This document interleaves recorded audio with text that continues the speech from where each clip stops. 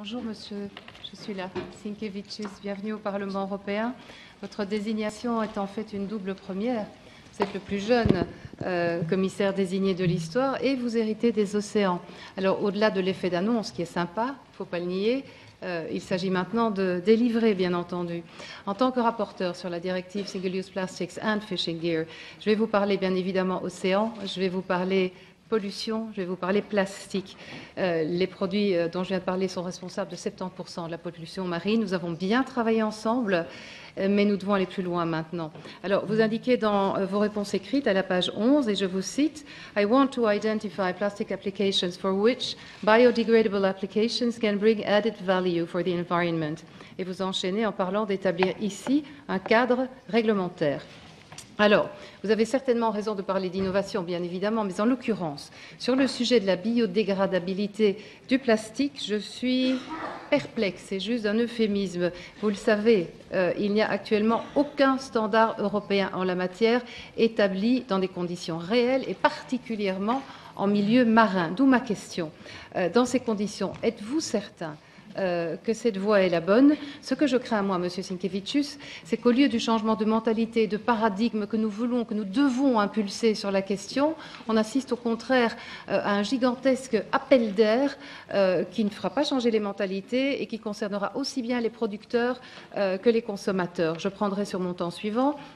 Dans la foulée, rapidement, une deuxième question sur le suremballage plastique que vous dites également vouloir adresser.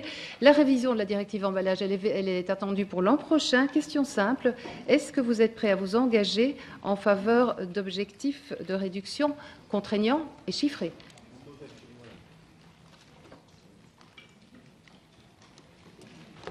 Merci. Thank you very much for your question. Of course, I agree. Business as usual. If nothing changes, it will lead that in 2050 we're going to have more plastic in our seas and oceans than fish.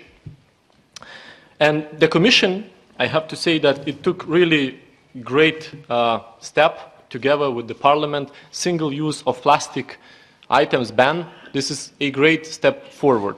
We cannot stop on that. And I'm going to, of course, seek for the full implementation of the plastic strategy.